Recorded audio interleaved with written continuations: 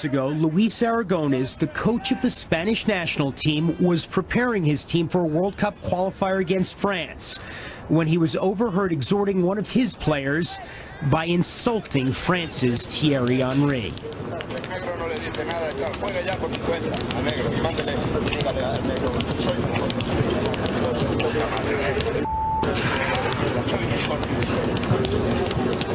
To be honest, the first time I heard it, I thought it was a joke.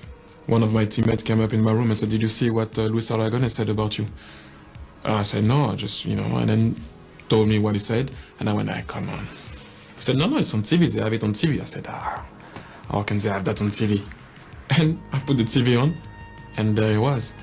I was speechless.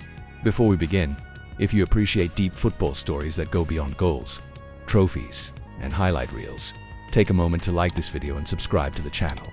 These stories matter because they explore the human experiences behind the legends, the struggles that shape them, and the moments that force the game to confront itself. Thierry Henry's story is not just about brilliance on the pitch, but about dignity, resistance, and the responsibility that comes with a global platform. Thierry Henry's journey through football has always existed on two parallel paths. On one path, there is the elegant striker, the record scorer, the icon who redefined what a modern forward could be. On the other, there is the black man navigating a sport and a world that has too often been hostile, dismissive, or outright abusive. From his earliest days kicking a ball on the outskirts of Paris to his later years as a coach and public figure, Henry's life has been shaped as much by confrontation with racism as by confrontation with defenders. Growing up in France, Henry was exposed to racism long before he became famous. Playing in small villages outside Paris, he became acutely aware that talent did not shield him from prejudice. These early experiences left a lasting impression. He has spoken about how those moments stayed with him, not as isolated incidents, but as patterns that reveal deeper problems within society and sport. Even then, long before the Ballon d'Or nominations and Champions League nights, he understood that football was not a neutral space. As his career accelerated, the stage grew larger, but the problem did not disappear. Instead, it became more visible. In 2002, during a Champions League match against PSV Eindhoven, Henry was subjected to racist chanting from the stands. Missiles were thrown in his direction, a reminder that hostility could escalate beyond words. The incident left a deep mark on him. After the match, Henry made a statement that resonated across football, declaring that, if such abuse happened again, he would consider walking off the pitch. It was a line drawn publicly, at a time when such declarations were rare and often discouraged. 2 years later, in 2004, another incident exposed how deeply racism could run, even within the professional structures of the game. During a Spain national team training session, cameras caught coach Luis Aragonés using a racial slur to describe Henry while attempting to motivate José Antonio Reyes, Henry's Arsenal teammate. The comment was not shouted from the stands or hidden behind anonymity. It came from a senior figure, spoken casually, as if it were acceptable. Aragonés later dismissed it as a joke, a defense that only highlighted how normalized such language had become. The fallout was uncomfortable but revealing. Aragonés was fined, but the punishment was minimal, symbolic rather than transformative. For Henry, the incident reinforced a reality he already knew. Racism in football was not limited to fringe supporters or isolated environments. It existed at the highest levels, protected by excuses, tradition, and reluctance to confront uncomfortable truths. Despite these experiences, Henry did not allow bitterness to define him.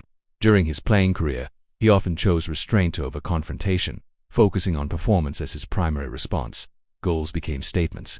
Excellence became resistance. Yet, even as he scored and celebrated, the weight of what he represented never fully left him. Being one of the most visible black athletes in the world meant carrying expectations that extended far beyond football. As his career evolved, so did his perspective.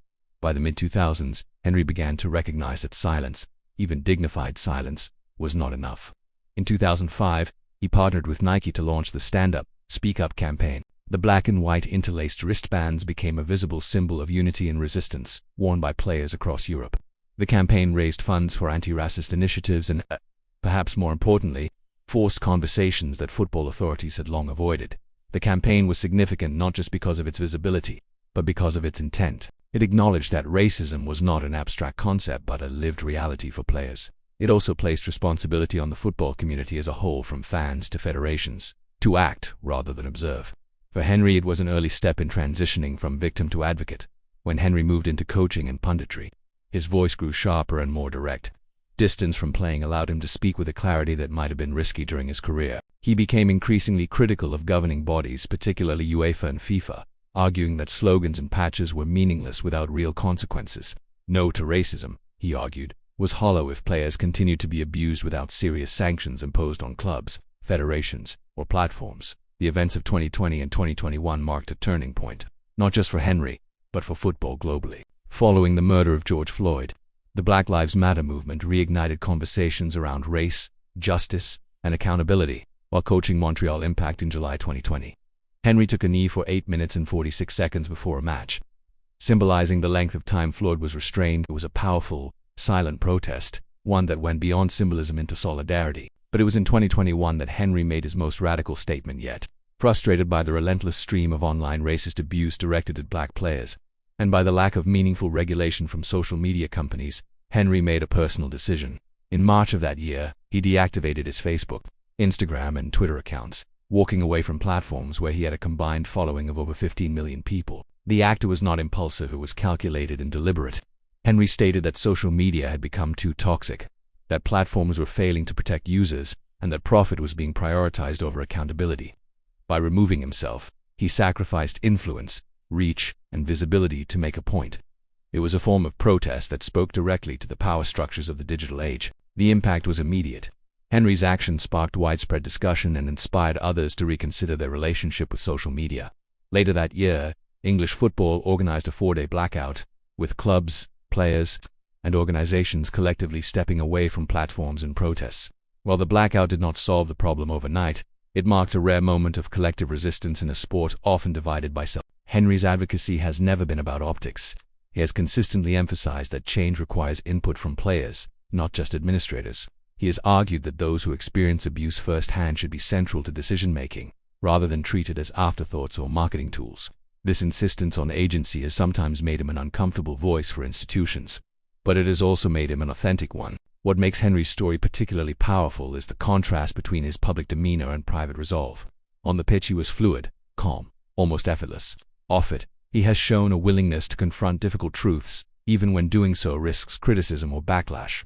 He does not frame himself as a hero, nor does he seek validation. His stance is rooted in lived experience. As a pundit, Henry has used his platform to challenge narratives that minimize racism or frame it as inevitable. He has pushed back against the idea that abuse is simply part of the game, reminding audiences that football is a choice-driven industry, shaped by policies, enforcement, and culture. Where others offer platitudes, Henry demands structure. Looking back, it becomes clear that Henry's childhood experiences, professional encounters, and later activism are all part of the same story. The boy who faced prejudice on village pitches became a man who refused to accept it as normal.